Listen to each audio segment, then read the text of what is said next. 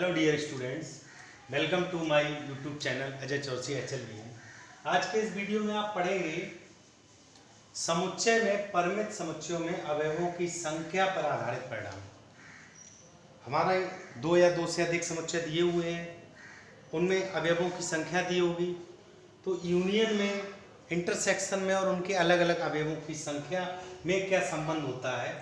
हम मान लें ए और बी दो परिमित समुच्चय हैं, तो यदि हम उनको अलग अलग कैलकुलेट करें और उनमें संख्या देखें दोनों के यूनियन की, अलग अलग उनके अवयवों की, तो n यानी number of A union B is equal number of A plus number of B minus A intersection B. Union और इंटरसेक्शन पीछे वीडियो में सीख चुके हैं।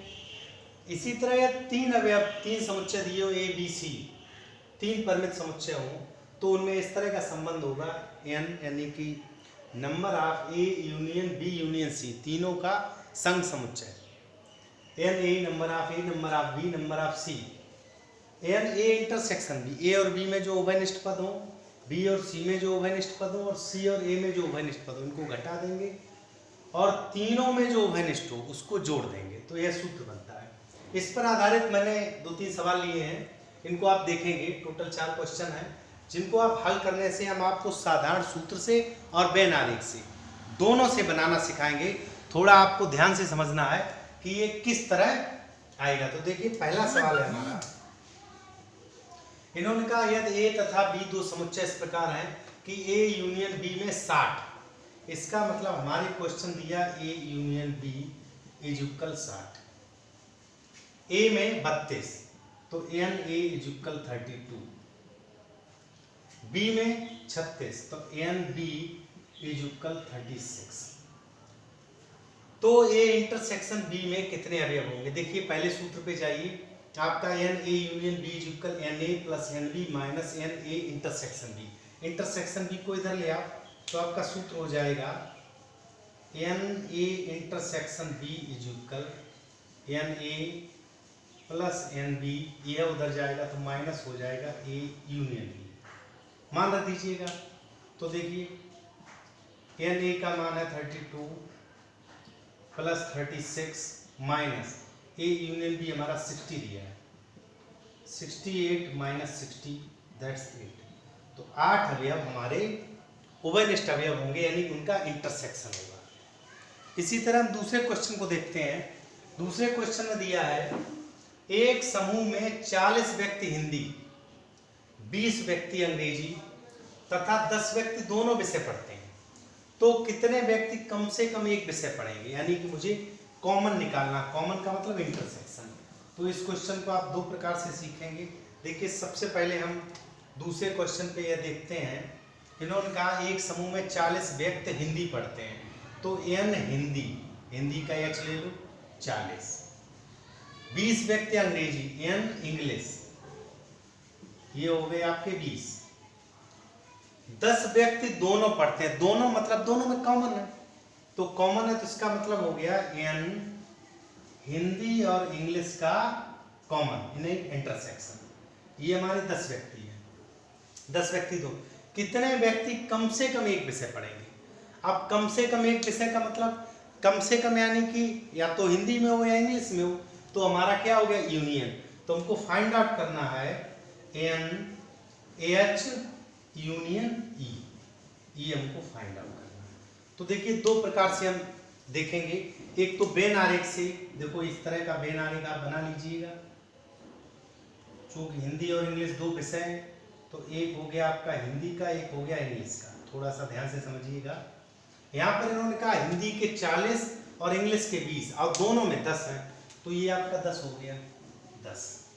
अब ये मान लो जैसे हिंदी का, ये आपका इंग्लिश का है, तो यहाँ पर यह ध्यान देना हमारे हिंदी में 40 है तो 10 तो ये हो गए, तो अब आपके 30 ये बचे। इधर इंग्लिश में हमारे कितने 20, 10 ये हो गए तो 10 ये बचे। तो टोटल देख लीजिएगा आपका कितना हो गया 30 प्लस 10 यानी कि 50। यह तो मैंने वेन आरेख से निकाल लिया, चूंकि मुझे क्या चाहिए कम से कम एक विषय पढ़ता हो, या तो हिंदी हो या इंग्लिश हो या दोनों में हो, तो मुझे ये पूरा भाग निकालना था। तो यानी 50। अब यहाँ सूत्र से देख लो, NH union E is equal NH plus NE और माइनस NH यूनियन E। तो ध्यान दीजिएगा NH आपका कितना है 40 और ये आपका कितना है यानी 20 और माइनस 10, तो फाइनली 60 माइनस 10 50। देखिए इस तरह बेन आरेख से भी निकाल सकते हैं और सूत्र से भी निकाल सकते हैं। इसी क्रम में हम अगले क्वेश्चन को सीखेंगे जिसमें दिया है 400 व्यक्तियों में, टोटल व्यक्ति कितने 400। अब 400 व्यक्ति हैं तो देखिए इसको भी हम दोनों प्रकार से सीखेंगे, बेन आरेख से भी और सूत्र से भी। ध्यान दीजिएगा 400 व्यक्ति हैं जिसमें 250 क्रिकेट खेलते हैं, 200 हॉकी खेलते हैं एवं प्रत्येक व्यक्ति कम से कम एक खेल पसंद करता है। यानी जो 400 आए उनमें एक भी ऐसा नहीं जो कोई खेल ना खेलता हो, कोई क्रिकेट खेल रहा कोई हॉकी खेल रहा है, लेकिन टोटल है 400। इन्होंने पूछा है तो ज्ञात करो कितने व्यक्ति दोनों खेल पसंद करते हैं।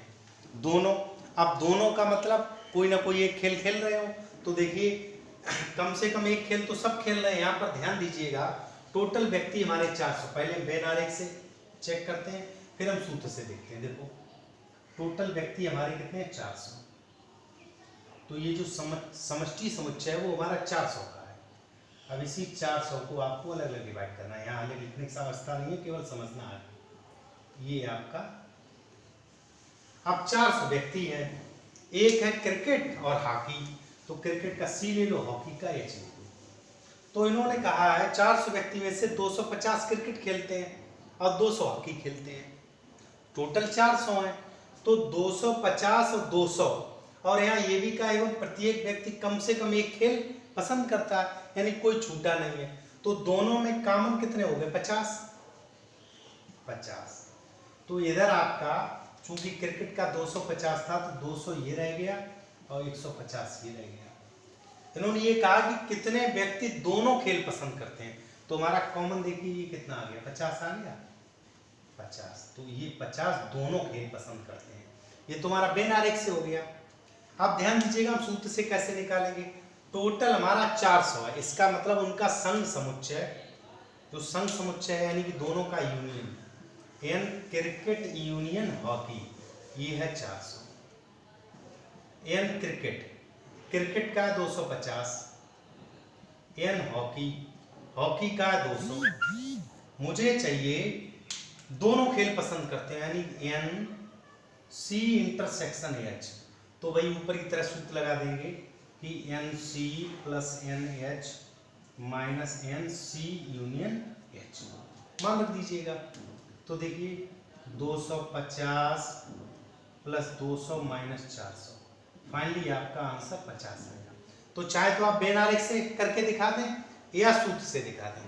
एक चौथे क्वेश्चन को हम लेते हैं जिसमें 3 वाला ये सूत्र, इसको हम प्रयोग करेंगे, तो इसका भी एक देख लेते हैं। पहले हम बेन आरेख से समझेंगे और सूत्र से भी समझेंगे, दोनों से आप हल करेंगे। चौथा क्वेश्चन इन्होंने ये कहा एक विद्यालय में गणित पढ़ने वाले 21 हैं, गणित मैथ, तो एन मैथ ये आपके 21 हैं। भौतिक पढ़ने वाले 26 हैं, भौतिक मतलब फिजिक्स, एन पी ये आपके 26 हैं। रसायन पढ़ने वाले 29 हैं यानी कि एन केमिस्ट्री 29। आगे इन्होंने क्या कहा है गणित व भौतिक, ये दोनों में इसका मतलब दोनों का इंटरसेक्शन है, तो एन मैथ इंटरसेक्शन फिजिक्स ये आपके 14 हैं। भौतिक एवं रसायन एन फिजिक्स एवं केमिस्ट्री ये आपके 15। रसायन व गणित एन केमिस्ट्री इंटरसेक्शन मैथ ये आपके 12 हैं। आगे इन्होंने कहा एवं 8 छात्र तीनों विषय में, जो तीनों में इसका मतलब तीनों का इंटरसेक्शन हो गया, तो मैथ फिजिक्स और केमिस्ट्री ये आपके 8 छात्र हैं। अब चाहे तो इन्होंने ये पूछा है विद्यालय के कुल छात्र, विद्यालय के कुल छात्र, तो देखिए ध्यान देना कुल छात्र हमारे पास हमको निकालना है math union, physics union chemistry. तो देखिए आपका यह सूत्र लगेगा, आपका आएगा math physics chemistry minus N M intersection P N P intersection C N C intersection M plus N M intersection P intersection C. तो सारे मान रख दीजिएगा, अभी हम बेनारिक से भी बता रहे हैं।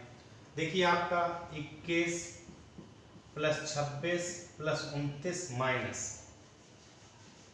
14 माइनस 15 माइनस 12 और प्लस का 8।